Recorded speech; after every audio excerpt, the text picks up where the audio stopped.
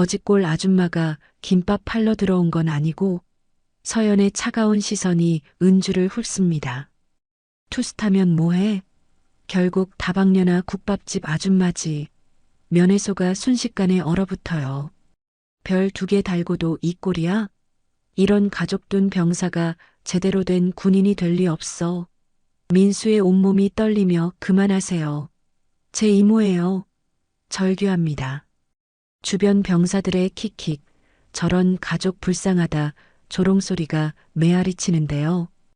여러분, 지금 이 상황을 보시면서 어떤 기분이 드시나요? 하지만 여기서 끝이 아닙니다. 이 모욕 뒤에 숨겨진 진짜 반전이 기다리고 있거든요. 1초만 투자해서 구독, 좋아요, 버튼 꾹 눌러주시면 영상 제작에 큰 힘이 됩니다. 과연 국밥집 아줌마로 보였던 은주의 진짜 정체는 무엇일까요? 그리고 이 치욕스러운 순간이 어떻게 완전히 뒤바뀌게 될까요? 지금 바로 시작하겠습니다. 경기도의 한 군사도시, 이른 아침 6시였습니다. 시장 입구에 자리한 낡은 간판 밑에서 김이 모락모락 피어오르는 국밥집이 하루를 시작하고 있었어요. 빨간 플라스틱 의자들이 옹기종기 모여있는 소담한 공간, 그곳에서 박은주 소장이 혼자 국밥 한 그릇을 앞에 두고 조용히 앉아 있었습니다. 44살의 나이에도 불구하고 어깨에 달린 별 2개가 그녀의 위치를 말해주고 있었죠. 하지만 이 아침만큼은 그 별들도 무색할 정도로 평범한 아줌마의 모습이었습니다. 은주는 무심코 가슴팍에 태극기 배지를 매만지며 국밥집 벽을 천천히 훑어봤어요. 벽면에는 오래된 사진들이 빼곡히 붙어 있었습니다. 그 중에서도 유독 눈에 띄는 건 ROTC 시절 사진이었어요. 20살 은주의 늠름한 모습이 그대로 담겨 있었죠. 짧게 자른 머리, 반듯한 자세, 그리고 눈빛 속에 담긴 확신이 지금의 그녀를 만들어낸 원동력이었습니다. 그 옆엔 해외 파병 때 받은 훈장도 함께 걸려 있었어요. 아프가니스탄에서의 6개월, 이라크에서의 1년. 그때의 기억들이 훈장을 볼 때마다 선명하게 되살아났습니다. 동료들과 함께 흘린 땀과 눈물, 그리고 조국에 대한 사명감이 그녀를 지금의 자리까지 이끌어왔죠. 하지만 가장 소중한 사진은 따로 있었습니다. 어린 조카 박민수와 함께 찍은 옛 폴더폰 사진이었어요. 고등학교 1학년 때 찍은 그 사진 속 민수는 아직 앳된 모습이었습니다. 은주의 어깨에 기대어 환하게 웃고 있는 모습이 지금도 마음을 따뜻하게 만들었어요. 이모, 오늘 면회 올 수 있어요? 전날 밤 11시경에 받은 민수의 음성 메시지였습니다. 23살 청년이 된 민수의 목소리엔 여전히 쑥스러움이 묻어나고 있었어요. 군대라는 새로운 환경에서 이모를 그리워하는 마음이 고스란히 전해졌습니다. 은주는 속으로 중얼거렸어요. 별둘이 어깨에 있어도 가족 앞에선 언제나 누나고 이모지. 아무리 높은 계급장을 달아도 민수 앞에서만큼은 그냥 이모였습니다. 어린 시절부터 함께 자란 가족이었거든요. 그 시각 부대에서는 민수가 PX 정리 업무를 보고 있었습니다.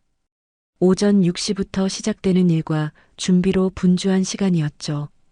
대학생 출신 이등병인 민수는 군대가 처음이라 모든 것이 낯설고 어려웠습니다. 그래도 눈치가 빠른 편이라 선임들의 지시를 잘 따랐어요. 박민수, 취사반 도우미 나가. 중대장의 호명이 들렸습니다. 민수는 재빠르게 손을 들며 답했어요. 네, 박민수 이등병 나갑니다. 취사반에서 설거지를 하며 하루를 버텨나가는 것이 요즘 민수의 일상이었습니다. 점심시간 민수는 동기들과 함께 급식소에 앉아 있었어요. 야, 너 내일 면회 온다며? 동기 하나가 물었습니다. 민수는 얼굴이 환해지며 대답했어요. 응, 우리 이모가 와. 되게 오랜만이야. 그 말에 주변 동기들이 부러워했습니다. 면회는 군대에서 가장 기다려지는 일 중 하나였거든요. 은주는 국밥 한 숟가락을 천천히 떠먹으며 민수를 생각했습니다. 민수의 부모님이 사업차 중국에 나가 계신 동안 은주가 민수를 키웠어요. 중학교 때부터 고등학교 졸업까지 거의 6년을 함께 살았습니다. 그래서 민수는 은주에게 단순한 조카가 아니라 아들 같은 존재였죠. 민수야, 군대 가기 싫어? 입대 전날 밤 은주가 물었던 말이 떠올랐습니다. 민수는 고개를 저으며 답했어요. 이모가 군인이니까 나도 할 수 있을 것 같아. 그때의 당찬 모습이 지금도 생생했습니다. 저녁이 되자 은주는 면회 준비를 시작했습니다. 민수가 좋아하는 인삼차를 보온병에 넣고 약과를 정성스럽게 포장했어요. 그리고 민수가 읽고 싶어 했던 책도 챙겼습니다. 작은 것 하나하나에도 이모의 정성이 담겨 있었어요. 거울 앞에서 군복을 정돈하며 은주는 미소를 지었습니다. 내일은 김밥보다 따뜻한 말부터 건네야지.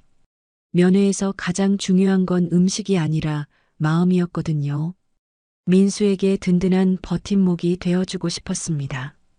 국밥집 사장 아주머니가 은주를 보며 말했어요. 장군님, 내일 면회 가시는구나. 우리 아들도 군대 있을 때 자주 가봤는데 면회 오는 날만큼은 애들 얼굴이 환해지더라고. 은주는 따뜻한 미소로 답했습니다. 가족이 있다는 건 정말 큰 힘이 되죠. 밤이 깊어가며 은주는 폴더폰을 열어 민수와의 추억이 담긴 사진들을 하나씩 들여다봤습니다. 고등학교 졸업식에서 함께 찍은 사진, 대학교 합격 발표날 기뻐하던 모습, 생일마다 찍었던 소중한 순간들이 차례로 화면에 나타났어요. 창밖으로 보이는 태극기가 밤바람에 펄럭이고 있었습니다. 은주는 그 모습을 바라보며 깊이 생각에 잠겼어요.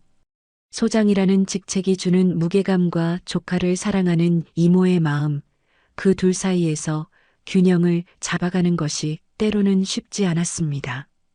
하지만 분명한 건 있었어요. 가족에 대한 사랑만큼은 변하지 않는다는 것 말입니다. 별 2개의 무게만큼이나 가족에 대한 책임감도 무겁고 소중했거든요. 은주는 내일 면회에서 민수에게 전해줄 이야기들을 머릿속으로 정리하며 하루를 마무리했습니다. 토요일 오전 10시 면회소 앞은 가족들을 만나러 온 사람들로 북적이고 있었습니다.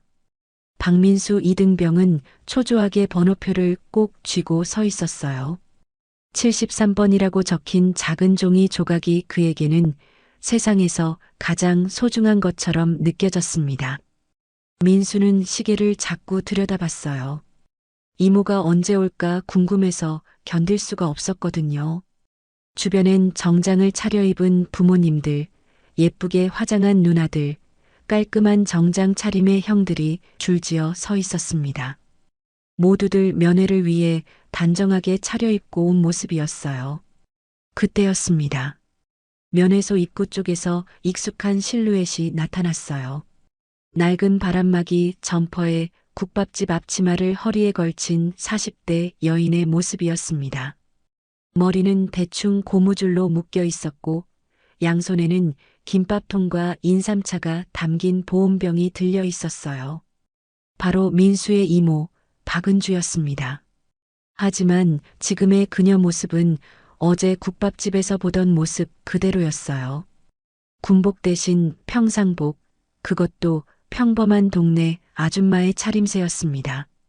은주는 서두르느라 옷 갈아입을 시간조차 없었거든요. 주변 병사들의 시선이 하나둘 은주에게 쏠리기 시작했습니다. 와, 저 아줌마 꼴 좀 봐라. 한 상병이 동료에게 속삭였어요. 면회 오는데 옷이 그게 뭐냐? 완전 동네 아줌마 스타일이네. 또 다른 병사가 킥킥거리며 맞장구 쳤습니다. 거짓골이 따로 없네. 저런 가족도 내 불쌍하다. 주변의 수군거리는 소리들이 점점 커졌어요. 민수의 얼굴이 점점 빨갛게 달아오르기 시작했습니다. 이모를 향한 사람들의 시선과 수군거림이 너무 창피했거든요. 은주는 그런 시선들을 느끼면서도 담담하게 걸어왔습니다. 오랜 군 생활로 다져진 그녀의 정신력은 이런 시선 정도로는 흔들리지 않았어요. 오직 민수를 만나는 기쁨만으로 가득 차 있었습니다. 그런데 그때였습니다. 정문 쪽에서 날카로운 구두굽 소리가 울려 퍼졌어요. 딱딱한 소리가 마치 군화 소리처럼 규칙적이고 강렬했습니다. 모든 사람들의 시선이 그쪽으로 향했어요. 특전사 중령 최서연이 나타났습니다. 35살의 그녀는 완벽하게 다림질된 군복을 입고 있었어요. 모든 단추 하나까지 반짝반짝 빛났고 구두는 거울처럼 윤이 났습니다. 머리는 한 올의 흐트러짐도 없이 깔끔하게 정돈되어 있었어요. 서연은 면회소 안을 둘러보더니 시선이 은주에게 멈췄습니다. 그리고는 은주를 위아래로 훑어보며 미간을 찌푸렸어요. 마치 뭔가 잘못된 것을 발견한 듯한 표정이었습니다. 여기 군 면회소 맞습니까? 서연의 목소리는 차갑고 날카로웠어요. 주변이 순식간에 조용해졌습니다. 모든 사람들이 긴장한 채 서연의 다음 말을 기다렸어요. 장난치러 온 건 아니겠죠? 서연의 시선은 여전히 은주에게 고정되어 있었습니다. 투스타면 뭐해? 결국 다방면아 국밥집 아줌마지. 별 2개 달고도 이 꼴이야? 그 말이 떨어지자 주변에서 웅성거리는 소리가 들렸어요. 일부 병사들은 서연의 말에 동조하듯 고개를 끄덕이기도 했습니다. 민수의 얼굴이 하얗게 질렸습니다. 온몸이 떨리기 시작했어요.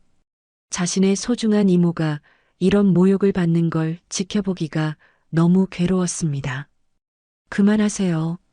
민수가 목소리를 높였어요. 제 이모예요. 하지만 서연은 비웃듯 피식 웃을 뿐이었습니다.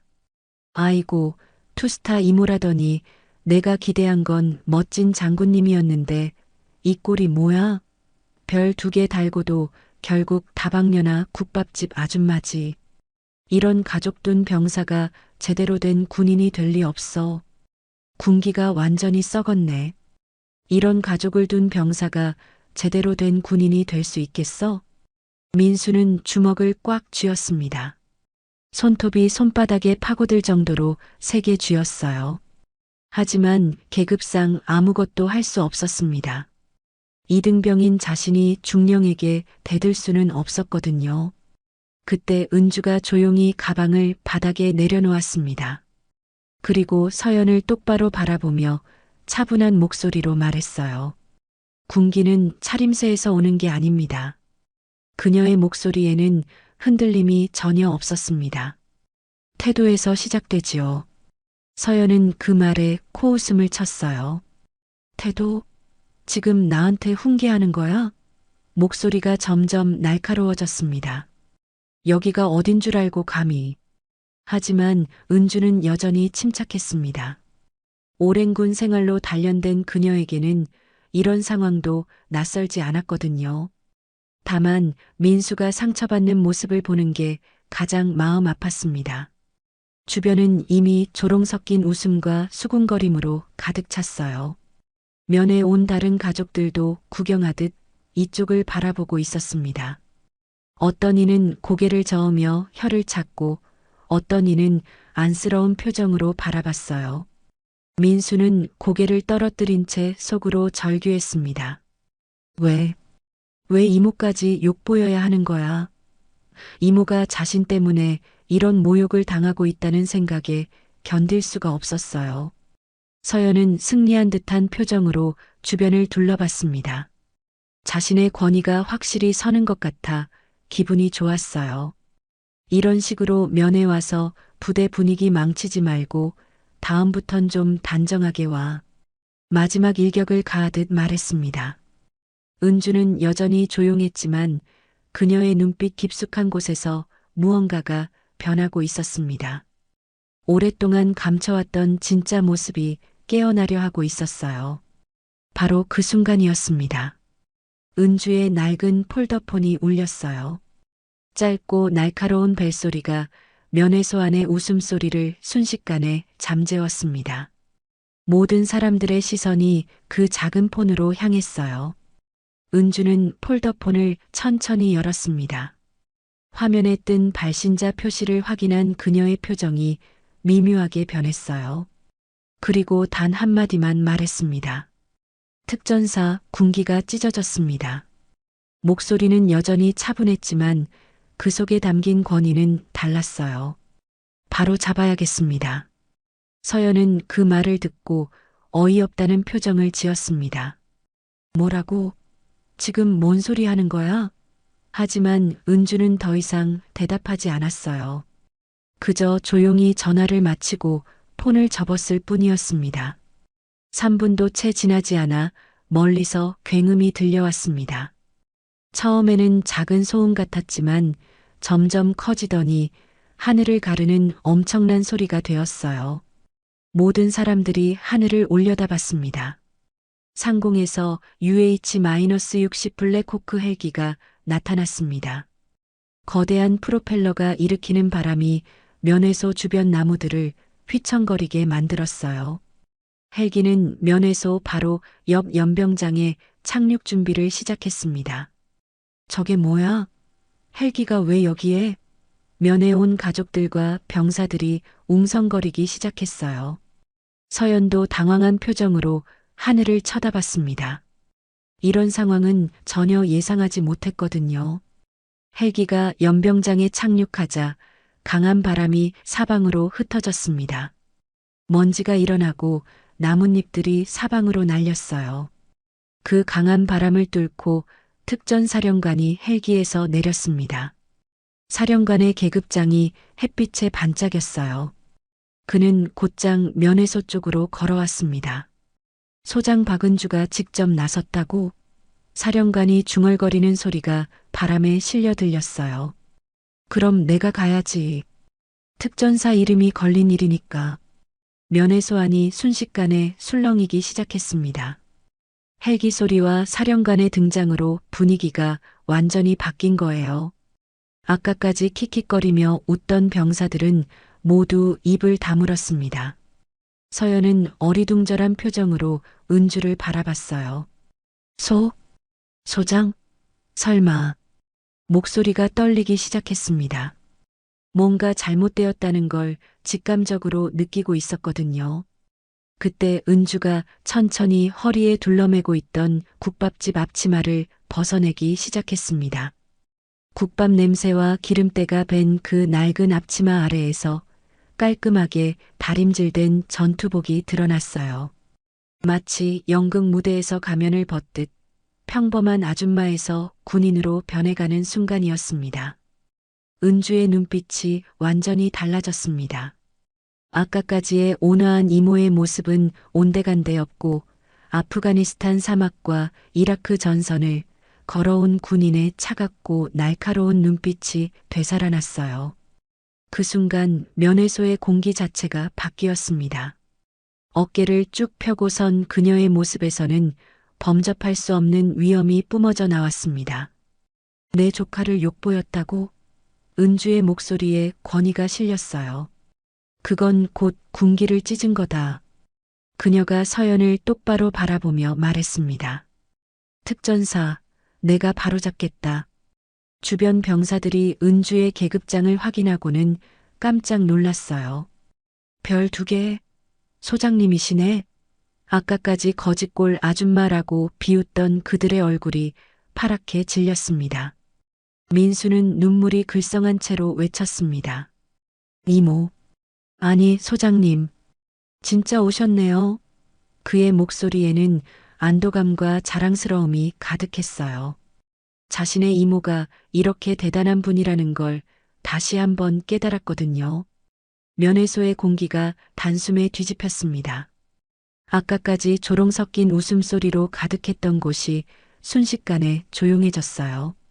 모든 병사들이 자연스럽게 차렷 자세를 취했습니다. 서연의 얼굴은 하얗게 굳었습니다. 자신이 방금 전까지 모욕했던 상대가 바로 2계급 위의 상급자라는 사실을 깨달은 거예요. 손이 미세하게 떨리기 시작했습니다. 사령관이 면회소 안으로 들어왔습니다. 무슨 일이냐? 그의 목소리는 무겁고 위험 있었어요. 모든 사람들이 더욱 경직된 자세로 서 있었습니다. 은주가 사령관에게 간략하게 상황을 보고했습니다. 사령관님, 면회 중 부적절한 언행이 있었습니다. 군기 확립이 필요한 상황입니다. 완전히 군인의 말투였어요. 사령관은 고개를 끄덕이며 주변을 둘러봤습니다. 긴장한 병사들, 당황한 가족들, 그리고 얼굴이 창백해진 서연까지 상황을 파악하는데 오래 걸리지 않았어요. 상황 파악부터 하자. 사령관의 명령이 떨어졌습니다. 관련자들은 모두 대기하라. 면회소는 순식간에 조사 현장으로 바뀌었어요. 주변 병사들은 이제야 자신들이 얼마나 큰 실수를 했는지 깨달았습니다. 특전사 소장을 모욕한 것도 모자라 그 앞에서 비웃기까지 했거든요. 아까까지의 여유로운 표정은 온데간데 없이 사라졌어요. 민수는 이모의 진짜 모습을 보며 가슴이 뭉클했습니다. 평소에는 자상한 이모였지만 필요할 때는 이렇게 든든한 버팀목이 되어주는 분이었어요. 자신을 지켜주기 위해 정체를 드러낸 이모가 고마웠습니다. 은주는 민수를 따뜻하게 바라봤습니다. 걱정하지 마. 이모가 다 정리할게. 그 말에는 군인으로서의 책임감과 가족에 대한 사랑이 동시에 담겨 있었어요. 상황은 완전히 뒤바뀌었습니다. 반전이라는 말로도 부족할 정도였어요. 아무도 상상하지 못했던 진실이 드러나면서 면회소의 모든 것이 달라진 거였습니다. 사령관의 지시로 즉시 현장 조사가 시작되었습니다. 면회소는 순식간에 조사실로 변했어요. 관련자들이 하나씩 불려나가 진술을 시작했습니다. 분위기는 무겁고 긴장감이 흘렀어요. 첫 번째로 불린 것은 서연이었습니다.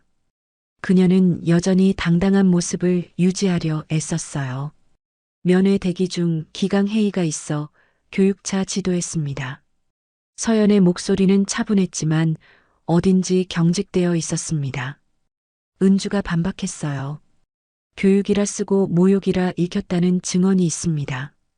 그녀의 말투는 공식적이고 정확했어요. 감정을 배제한 채 사실만을 전달하고 있었습니다. 서연은 미소를 지으며 대답했습니다.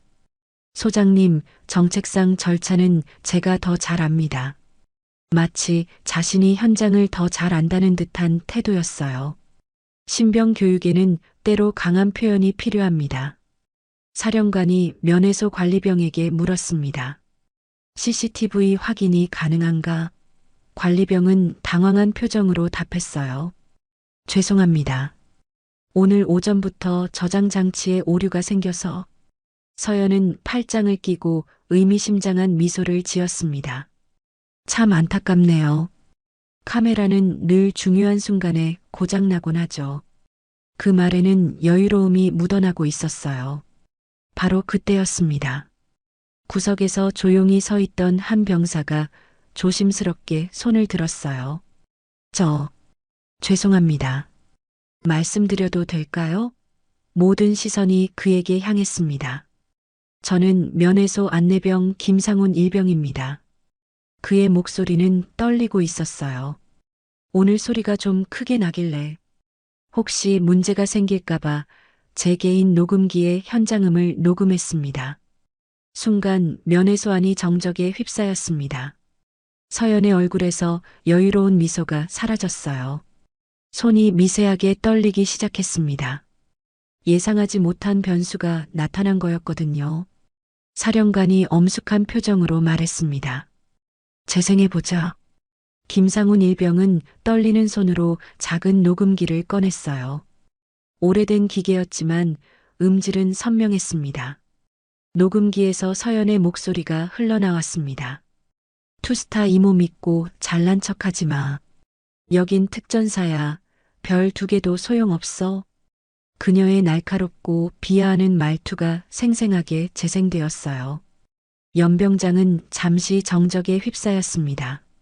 모든 사람들이 녹음기에서 나오는 소리에 집중했어요. 서연의 얼굴은 점점 창백해졌습니다. 녹음은 계속되었습니다. 거짓골 아줌마가 김밥 팔러 들어온 건 아니고 다방녀도 아니고 군기가 썩었네 아주. 서연의 모든 발언이 그대로 담겨 있었어요. 서연은 허를 찬 듯 변명하기 시작했습니다.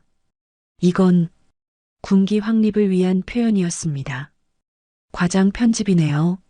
하지만 그녀의 목소리에는 확신이 없었어요. 사령관은 낮은 목소리로 선을 그었습니다. 표현 하나가 군의 얼굴이 된다. 계속하자. 더 이상 변명의 여지가 없다는 것을 분명히 한 거였어요. 하지만 서연은 쉽게 물러나지 않았습니다. 오히려 공격으로 돌아섰어요. 그런데 이상하지 않습니까? 그녀가 은주를 바라보며 말했습니다. 가족사 안에 소장님이 직접 개입하시는 게 말입니다. 군인의 공정성에 의문이 생깁니다. 서연은 계속 말했어요. 혹시 조카를 위해 권력을 남용하시는 건 아닌지요? 역공을 시작한 거였습니다. 그 말에 주변이 다시 술렁거리기 시작했어요. 일부 병사들 사이에서 웅성거리는 소리가 들렸습니다. 서연의 말에도 일리가 있다고 생각하는 사람들이 있었거든요. 서연은 이 기회를 놓치지 않았습니다. 감사실에 보고하겠습니다. 이런 사적 개입은 문제가 될 수 있어요. 그녀의 목소리에 다시 자신감이 돌아왔어요. 사령관은 심각한 표정으로 2사람을 번갈아 봤습니다. 상황이 복잡해지고 있었어요. 단순한 언행 문제가 권력 남용 의혹으로 번지고 있었거든요. 은주는 침착하게 대답했습니다.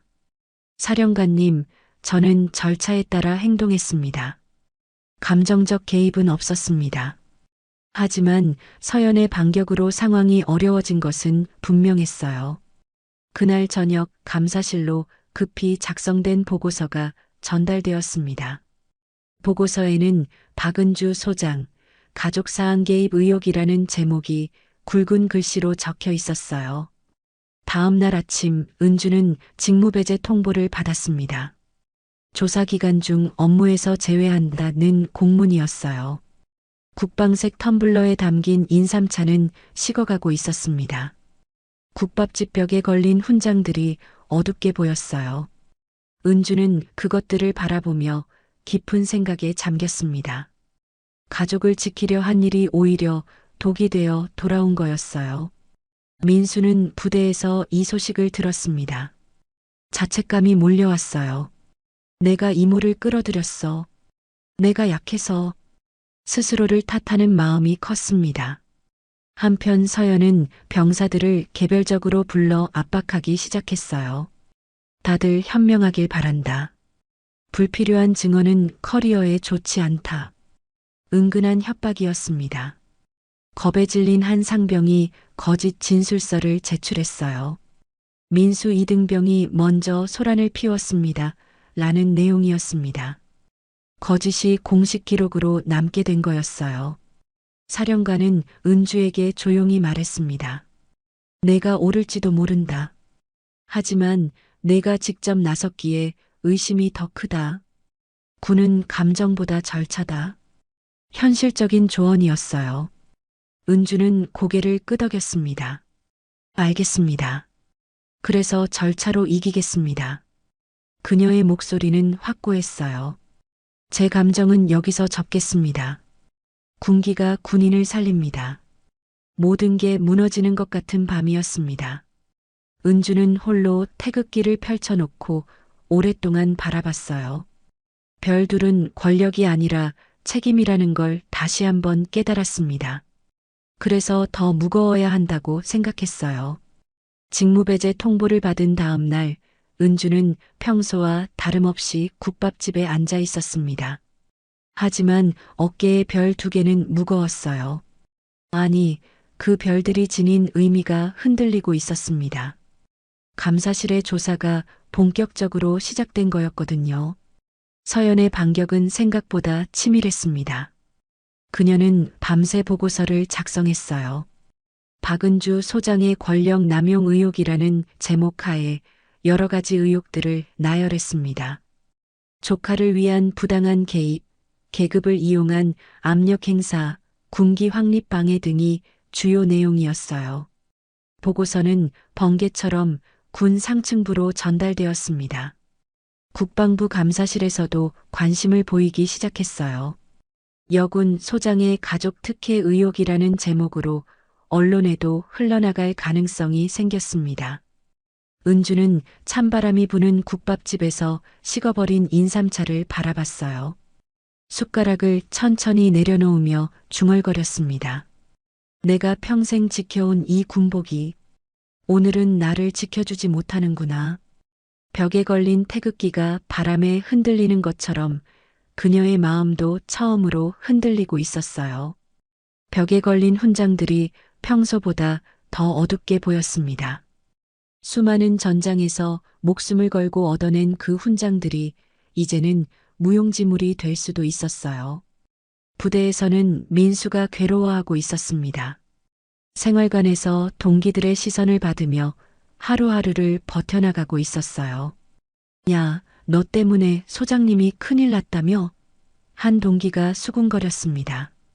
민수는 주먹을 꽉 쥐었어요. 내가 이모를 끌어들였어. 내가 약해서. 자책감이 온몸을 짓눌렀습니다. 이모가 자신을 지키려다 오히려 위험에 빠진 게 너무 괴로웠거든요. 한편 서연은 더욱 공격적으로 나왔습니다. 관련 병사들을 하나씩 불러 압박하기 시작했어요. 다들 현명하길 바란다. 그녀의 목소리는 차갑고 위협적이었습니다. 불필요한 증언은 커리어에 좋지 않다. 특히 민수 관련해서는 신중하게 말하라. 서연은 계속 압박했어요. 잘못된 증언을 했다가 너희까지 징계받을 수 있다. 병사들의 얼굴이 점점 경직되어 갔습니다. 겁에 질린 한 상병이 결국 굴복했어요. 떨리는 손으로 거짓 진술서를 작성했습니다. 민수 이등병이 먼저 소란을 피웠고 면회소 분위기를 어지럽혔습니다. 라는 내용이었어요. 그 거짓 진술서는 공식 기록으로 남게 되었습니다. 한번 기록에 남은 거짓은 진실을 가리는 강력한 무기가 되었어요. 서연은 만족스러운 미소를 지었습니다. 면회소 안내병 김상훈도 압박을 받았어요. 내가 녹음한 건 좋은 일이었다. 서연이 그에게 말했습니다. 하지만 그 녹음의 전후 맥락을 제대로 설명해야 할 거다. 내가 들은 건 교육적 지도였다는 걸 분명히 하라. 서연의 말에는 협박이 섞여 있었어요. 만약 다른 식으로 해석한다면 내 미래도 보장할 수 없다. 김상우는 고민에 빠졌습니다. 진실을 말하자니 자신의 앞길이 막막했고 거짓을 말하자니 양심이 허락하지 않았어요. 밤잠을 이루지 못하며 괴로워했습니다. 사령관은 은주를 따로 불렀어요. 사령관실에서 둘만의 대화가 시작되었습니다. 박 소장, 상황이 좋지 않다. 사령관의 목소리에는 안타까움이 묻어났어요. 감사실에서 정식 조사를 시작했다. 사령관이 계속 말했습니다. 가족 특혜 의혹, 권력 남용 의혹, 여론도 좋지 않다. 현실적인 상황을 알려주는 거였어요. 은주는 침묵했습니다. 예상했던 일이지만 막상 현실로 닥치니 무겁게 느껴졌어요. 내가 옳아도 내가 나섰기에 의심이 더 크다. 사령관의 말이 핵심을 찔렀습니다. 군은 감정보다 절차다. 사령관이 덧붙였어요. 아무리 가족을 지키고 싶어도 절차를 무시할 수는 없다. 냉정하지만 현실적인 조언이었습니다. 은주는 고개를 끄덕였습니다. 알겠습니다. 그래서 절차로 이기겠습니다. 그녀의 목소리는 여전히 확고했어요. 제 감정은 여기서 접겠습니다. 군기가 군인을 살립니다. 은주가 마지막으로 말했습니다. 개인적인 감정을 넘어서 군인으로서의 원칙을 지키겠다는 의지였어요. 그날 밤 은주는 홀로 집에서 태극기를 펼쳐놓고 오랫동안 바라봤습니다. 20살 때 처음 입대하던 날의 마음가짐을 되새겨봤어요. 나라를 지키겠다는 순수한 마음이었습니다. 수많은 훈련과 실전 경험을 쌓으며 별 2개까지 달게 된 여정을 돌이켜봤어요. 매 순간이 치열했고 매번 자신을 증명해야 했습니다. 여군이라는 이유로 더 많은 편견과 시선을 감내해야 했거든요. 별 2의 무게는 은주가 중얼거렸습니다. 오늘 조금 더 무거워졌지만 더 단단해져야 한다. 위기 앞에서도 흔들리지 않는 마음을 다짐했어요. 한편 민수는 생활관에서 동기들과 멀어져 가고 있었습니다. 누구도 그에게 먼저 말을 걸지 않았어요. 소장의 조카라는 사실이 오히려 부담이 되었습니다. 이등병 박민수, 면회 금지 처분이다. 중대장의 통보였어요.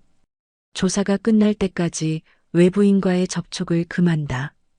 민수와 은주 사이의 연결고리마저 끊어진 거였습니다. 민수는 창밖으로 펄럭이는 태극기를 바라보며 눈물을 참았어요. 이모, 미안해요. 작은 목소리로 중얼거렸습니다. 자신 때문에 이모가 고생하고 있다는 죄책감이 너무 컸어요. 서연은 승리를 확신하며 미소 지었습니다. 자신의 계획이 성공적으로 진행되고 있었거든요. 권력이 뭔지 보여줘야지. 그녀는 속으로 생각했어요. 하지만 진실은 그렇게 쉽게 묻히지 않았습니다. 어둠 속에서도 진실을 지키려는 사람들이 있었거든요. 작은 용기들이 모여 큰 변화를 만들어낼 준비를 하고 있었습니다.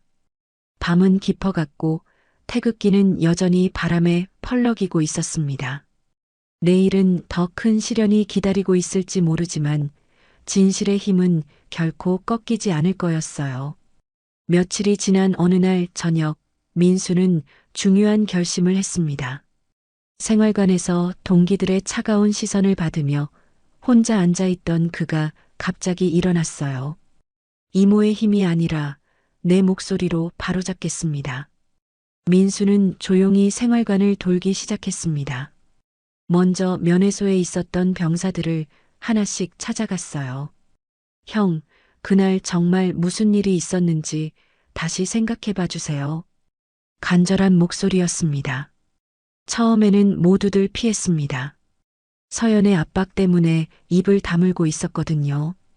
야, 괜히 문제 크게 만들지 말자. 한 상병이 고개를 저었어요. 우리까지 징계받으면 어쩔 거야? 하지만 민수는 포기하지 않았습니다. 형들, 저는 이모의 권력을 빌리고 싶지 않아요. 그냥 진실이 알려졌으면 좋겠어요.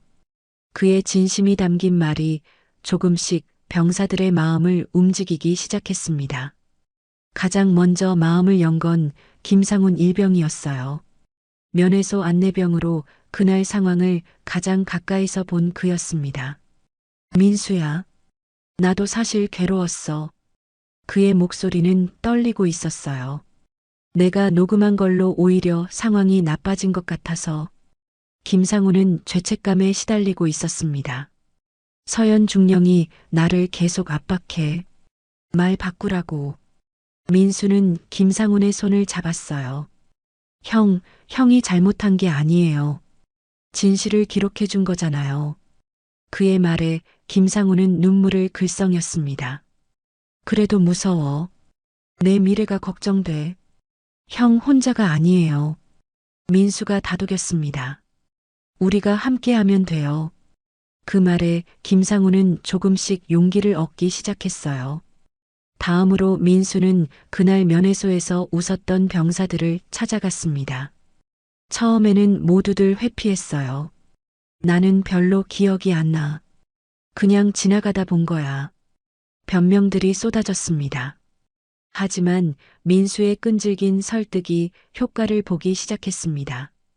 형들도 언젠가는 가족이 모욕받을 수 있어요. 그때도 이렇게 모른 척 하실 건가요? 가슴을 찌르는 말이었어요. 한 병사가 먼저 입을 열었습니다. 사실, 나도 있었어. 중령이 너무 심하게 말하는 거 봤어. 작은 목소리였지만 용기 있는 고백이었습니다. 거짓골이라고. 정말 심했어. 그 말에 다른 병사들도 하나둘 고개를 끄덕이기 시작했어요. 나도 들었어. 나도 봤어. 중령 말이 너무 심했던 건 맞아. 얼어붙었던 증언들이 조금씩 녹아내리기 시작했습니다. 민수는 밤늦게까지 생활관을 돌며 병사들과 이야기했습니다. 녹음은 없을지 몰라도 내 기억은 선명해요. 저도 제 눈으로 봤습니다.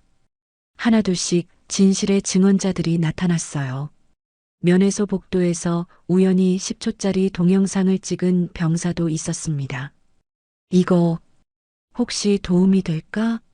스마트폰 화면에는 서연이 큰 소리로 말하는 모습이 담겨 있었어요. 주말 당직병의 일지도 발견되었습니다. 면회소에서 큰 소리와 웃음소리 들림이라고 기록되어 있었어요. 작은 조각들이었지만 모두 모이면 진실의 그림을 그릴 수 있었습니다. 민수는 이 모든 증거와 증언들을 정리하기 시작했어요. 그리고 직접 진술서를 작성했습니다. 저는 박민수 이등병입니다. 저는 이모의 서명을 원하지 않습니다. 제 이름으로 씁니다. 진술서에는 그날의 상황이 자세히 기록되어 있었어요. 저는 면회소에서 모욕을 받았습니다. 그 말들은 저 개인만이 아니라 군의 품위를 깎아내렸습니다. 민수만의 목소리가 담긴 진술이었어요. 한편 은주는 한 발 뒤로 물러서서 민수를 지켜보고 있었습니다. 직무배제 상태에서도 그녀는 절차적으로 도움을 주었어요. 서류 검토, 증언자 보호 방안, 2차 피해 방지책 등을 조언했습니다. 그래, 민수야. 은주는 조용히 중얼거렸어요. 싸움은 내가 이기는 게 아니라 원칙이 이겨야 끝나는 거다.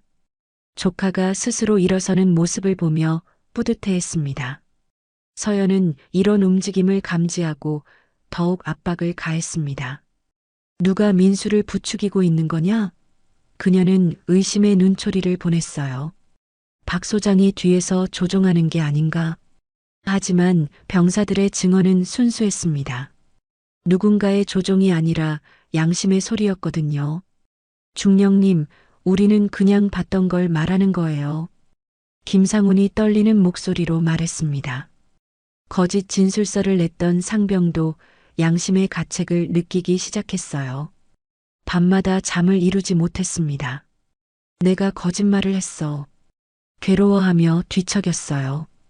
결국 그 상병도 진실을 털어놓기로 했습니다. 제가 거짓 진술을 했습니다.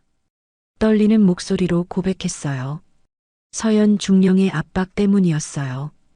민수는 아무 잘못이 없어요. 진실의 조각들이 하나씩 맞춰지기 시작했습니다.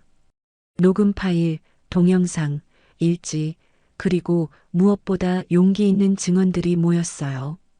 흩어져 있던 퍼즐이 완전한 그림을 만들어가고 있었습니다. 민수는 모든 자료를 정리한 뒤 사령관에게 재조사를 요청했습니다. 사령관님, 저는 제 이름으로 진실을 말하고 싶습니다. 더 이상 이모의 그늘에 숨지 않겠다는 의지였어요. 저희가 모은 증거들을 검토해 주세요. 민수가 정리한 파일은 두꺼웠어요. 이 모든 건 제가 주도했습니다. 이모는 관여하지 않았어요. 사령관은 민수의 진술서를 읽어보며 감탄했습니다. 23살 청년이 보여준 용기와 성숙함에 놀랐거든요. 이등병 박민수, 내가 직접 한 일이냐? 예, 사령관님. 민수의 대답은 확고했어요. 저는 더 이상 누군가의 보호막 뒤에 숨고 싶지 않습니다. 진정한 성장의 순간이었습니다. 은주는 멀리서 이 모든 과정을 지켜봤어요. 자신의 조카가 어른이 되어가는 모습을 보며 뭉클했습니다. 잘했다, 민수야. 작은 목소리로 중얼거렸어요. 사령관의 지시로 특별 청문회가 열리게 되었습니다. 장소는 연병장이었어요. 공개 청문이라는 이례적인 결정이었습니다. 사령관은 이 사안이 단순한 개인 갈등을 넘어 군기와 원칙의 문제라고 판단했거든요. 청문회 당일 연병장에는 평소와 다른 분위기가 흘렸어요. 군악대의 화려한 팡파르 대신 엄숙한 구령 소리만 울려 퍼졌습니다. 관련 부대원들이 정렬에 서 있었고 앞쪽에는 증언대가 마련되어 있었어요. 사령관이 단상에 올라 청문회 시작을 알렸습니다. 오늘 이 자리는 진실을 밝히고 군기를 바로 세우기 위함이다. 그의 목소리는 무겁고 엄숙했어요. 모든 증언은 공정하게 들을 것이다. 첫 번째로 증언대에 선 사람은 민수였습니다. 23살 이등병의 어깨는 떨리고 있었지만 눈빛만큼은 확고했어요. 마이크 앞에 서서 깊게 숨을 들이마셨습니다. 저는 박민수 이등병입니다. 민수의 목소리가 연병장에 울려 퍼졌어요. 저는 이모의 별을 빌리지 않겠습니다. 제 이름으로 말합니다. 당당한 선언이었습니다. 면회소에서 저는 모욕을 받았습니다. 민수가 계속 말했어요. 그 말들은 제 가족만이 아니라 군의 품위를 깎아내렸습니다. 그의 증언은 명확하고 구체적이었어요.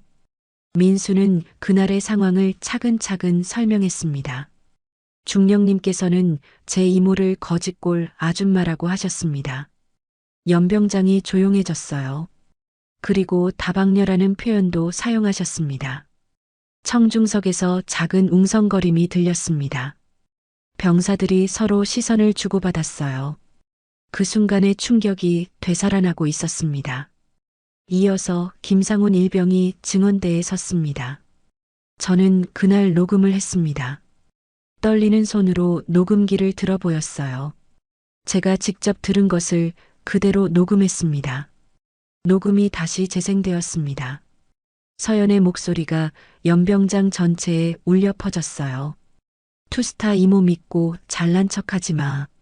여긴 특전사야. 별 2개도 소용없어. 생생한 음성이 모든 것을 말해주고 있었습니다. 다른 병사들의 증언도 이어졌습니다. 저도 봤습니다. 저도 들었습니다. 하나둘씩 용기를 낸 병사들이 진실을 말하기 시작했어요. 침묵의 벽이 무너지고 있었습니다. 휴대폰 동영상을 찍었던 병사도 나왔습니다. 10초짜리 영상이지만 상황을 알 수 있습니다. 작은 화면이었지만 서연의 공격적인 모습이 선명하게 담겨 있었어요. 서연이 증언대에 섰을 때 그녀는 여전히 당당한 모습을 유지하려 했습니다. 저는 군기 확립을 위해 강하게 지도했을 뿐입니다. 목소리에는 확신이 담겨 있었어요. 군대는 달래는 곳이 아닙니다. 서연이 계속 말했습니다. 저는 강한 부대를 만들었습니다. 제 방식이 틀렸다고 생각하지 않습니다. 하지만 사령관의 반응은 달랐어요. 그가 천천히 일어나며 무거운 목소리로 말했습니다. 강함은 약자를 밟는 데서 오지 않는다. 연병장 전체가 정적에 휩싸였어요. 강함은 원칙을 지킬 때 생긴다. 그 순간 또 다른 반전이 일어났습니다. 사령관이 스크린을 가리켰어요. 감사실에서 추가로 확보한 자료가 있다. 화면에 문서들이 나타나기 시작했습니다. 지난 분기 서연의 지휘하에 작성된 생활관 일지들이었어요. 특별지도 이유 없는 집합 인격 모독성 언행 체크가 반복적으로 표시되어 있었습니다. 패턴이 뚜렷하게 드러나고 있었어요. 익명 제보도 다수 접수되었다. 사령관이 계속 설명했습니다. 모두 유사한 내용들이다. 서연의 평소 언행이 문제였다는 것이 객관적으로 입증되고 있었어요. 서연의 표정이 점점 굳어졌습니다. 예상하지 못한 자료들이 계속 나타나고 있었거든요. 그녀가 은밀하게 해왔던 일들이 모두 기록으로 남아 있었던 거예요. 현장에서의 언행이 과했을 수는 있습니다. 서연이 마지막 변명을 시도했어요. 그러나 결과적으로 부대는 정돈되었습니다. 여전히 자신의 방식이 옳다고 주장했습니다. 그때 은주가 한 발 앞으로 나섰습니다. 지금까지 조용히 지켜보던 그녀가 마침내 입을 열었어요. 중령, 나는 너를 기억한다. 깊은 울림이 있는 목소리였습니다. 초급장교 때 야전에서 떨던 내 손을 잡아주던 밤을. 은주의 말에 서연의 표정이 흔들렸어요. 너는 살기 위해 강해지려 했다. 그런데 그 강함이 누군가를 낮추는 기술이 되어선 안 된다. 연병장에 바람이 불었습니다. 태극기가 살짝 흔들리는 소리가 들렸어요. 은주의 말이 모든 사람들의 가슴에 울려 퍼지고 있었습니다. 진정한 강함은 약한 자를 보호하는 것이다. 은주가 계속 말했어요. 군기는 누군가를 짓밟기 위한 도구가 아니라 모두를 지키기 위한 원칙이다. 사령관이 최종 결정을 내렸습니다. 최서연 중령, 보직 해임. 엄숙한 선언이었어요. 징계위원회 회부, 재교육 편성, 연병장이 숙연해졌습니다. 그리고 민수 이등병과 증언자들에 대한 보호 조치를 즉시 시행한다. 사령관이 계속 말했어요. 면회소 운영 전면 개선, 간부 언행 표준 교육 즉시 시행. 서연이 마지막으로 민수를 바라봤습니다. 박 이등병. 그녀의 목소리에는 복잡한 감정이 섞여 있었어요. 강단 있네. 그건 인정한다. 민수는 짧지만 당당하게 격려했습니다. 군기는 사람에게서 시작됩니다. 23살 청년의 말이 연병장에 울려 퍼졌어요. 청문회가 끝나고 연병장이 조용해졌을 때 태극기가 바람에 펄럭이고 있었습니다. 진실이 승리한 순간이었어요. 원칙과 정의가 다시 한번 그 힘을 보여준 하루였습니다. 청문회가 끝나고 며칠이 지난 어느 조용한 오후였습니다. 시장의 국밥집에는 특별한 손님들이 찾아왔어요. 은주와 민수 그리고 사령관이 조용히 합석한 자리였습니다. 평소와 다름없는 소박한 국밥집이었지만 오늘만큼은 특별한 의미가 있었어요. 사령관은 김이 모락모락 오르는 국밥 앞에서 숟가락을 천천히 내려놓았습니다. 군은 때로 느리다. 그의 목소리는 차분하고 진중했어요. 그러나 바뀐다. 오늘처럼 말이다. 은주는 고개를 숙여 깊이 인사했습니다. 사령관님의 공정한 판단 덕분입니다. 전우의 뜻 평생 잊지 않겠습니다. 그녀의 목소리에는 진심 어린 감사가 담겨 있었어요. 민수는 국밥을 한 숟가락 크게 뜨며 환하게 웃었습니다. 이모. 아니, 소장님.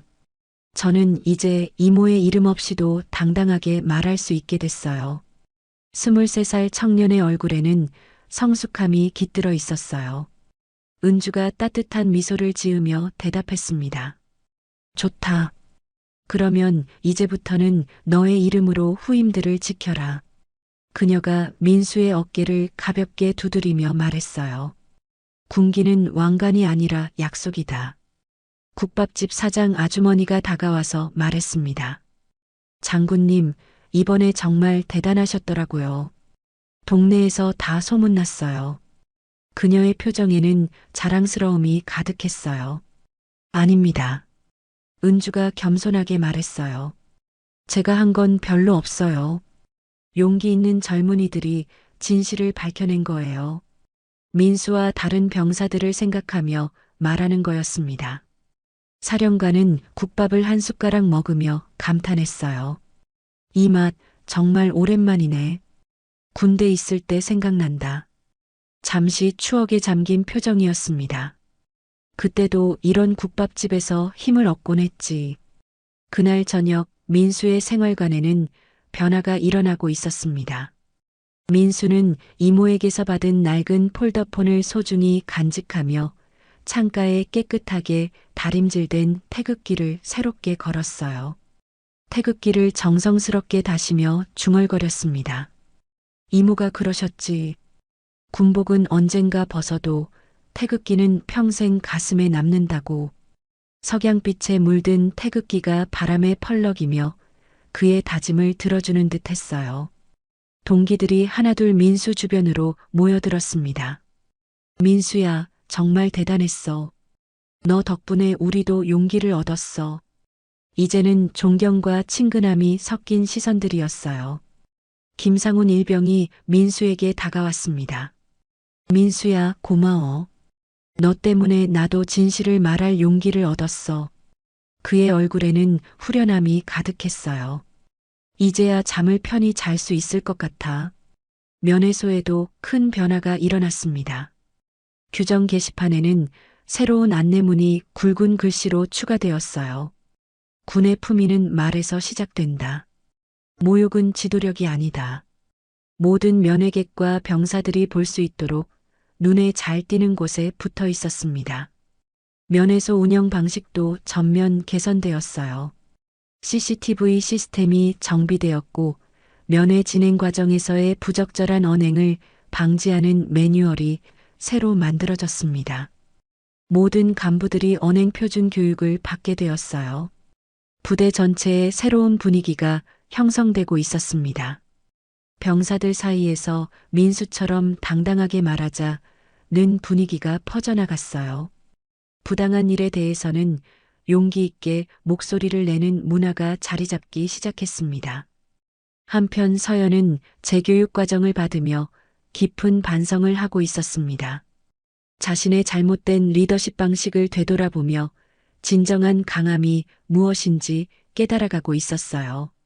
며칠 후 은주는 정식으로 직무에 복귀했습니다. 사무실에 들어서자 책상 위에는 밀린 업무들이 쌓여 있었어요. 하지만 그녀의 마음은 가벼웠습니다.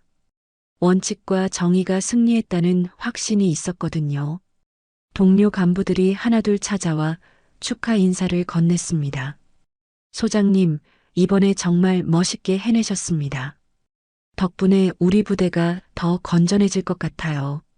진심 어린 격려의 말들이었어요.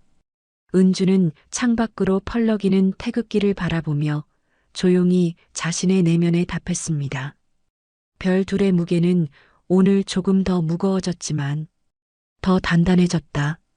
책임의 무게를 다시 한번 느끼는 순간이었어요. 그날 오후 국밥집 앞을 지나던 한 어르신이 걸음을 멈추셨습니다. 태극기를 올려다보며 고개를 끄덕이셨어요. 젊은 장군이 있고 군기가 바로 서면 나라가 든든하지. 지나가던 은주를 알아본 어르신이 말을 걸었습니다. 은주는 정중하게 허리를 굽혀 인사했어요. 어르신, 안녕하세요. 그녀의 태도는 겸손하고 따뜻했습니다. 국민이 계시니 군이 있습니다. 은주가 격려하며 말했습니다. 필승. 짧지만 힘있는 구호였어요. 어르신은 뿌듯한 표정으로 고개를 끄덕이셨습니다.